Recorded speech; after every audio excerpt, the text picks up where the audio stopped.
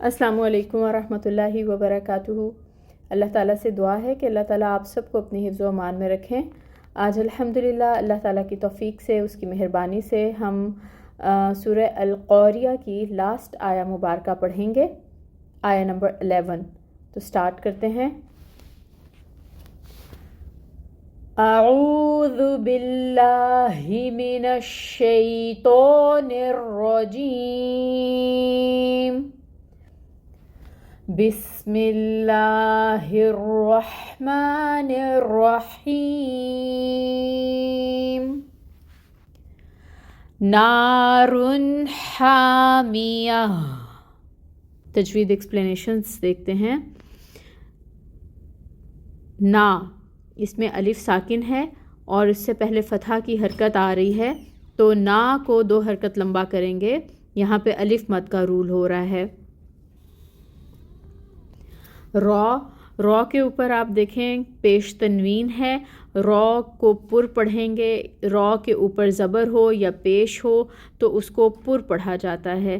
تو اب پیش تنوین ہے، رو کو اچھے سے پر کریں۔ اگر نون ساکن یا تنوین کے بعد حروف حلقی میں سے کوئی حرف آ جائے تو اظہار ہوتا ہے، مطلب اب نارن پڑھیں گے ہم، اور اس کی آواز کو، نون کی آواز کو ہم ناک میں نہیں لے کے جائیں گے، چھپائیں گے نہیں، اخفا نہیں کریں گے، ٹھیک ہے؟ تو رو پہ جو تنوین ہے اس کو ظاہر کریں گے، نون کی آواز کو ظاہر کر کے پڑھیں گے، نارن۔ پھر ہا ہے، ہا حروف حلقی میں سے ہے، اس کو وسط حلق سے نکالیے گا اور اس میں ہم ثانی چاہیے، وہ سننی چاہیے۔ پھر الف ساکن ہے، الف ساکن سے پہلے فتحہ ہے، الف مد کا رول ہو رہا ہے، 2 حرکت لمبا پڑھیں گے، ہا۔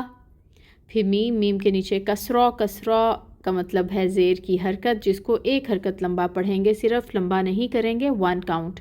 یا پہ فتحہ ہے، یہ بھی 1 کاؤنٹ، اس کو بھی بالکل لمبا نہیں کریں گے۔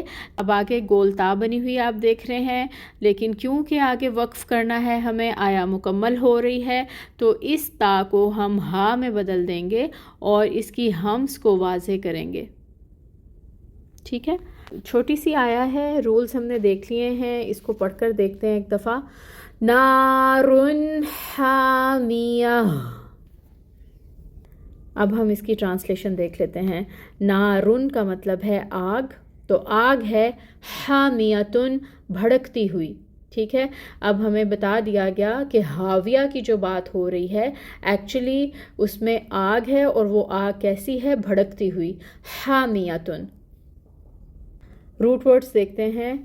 نارن کا روٹ ورڈ ہے نون واو رو، اور حامیتن کا روٹ ورڈ ہے ہا میم یا۔ اس دعا کے ساتھ کہ اللہ تعالیٰ ہمیں اپنے کلام پاک کو صحیح طریقے سے پڑھنے کی توفیق عطا فرمائیں، ہم اس طرح پڑھ سکیں کہ ہر حرف کا حق ادا ہو سکے، آمین۔ سبحانک اللہم وبحمدک اشہد ان لا الہ الا انت استغفرک واتوب الیک۔ السلام علیکم ورحمۃ اللہ وبرکاتہ۔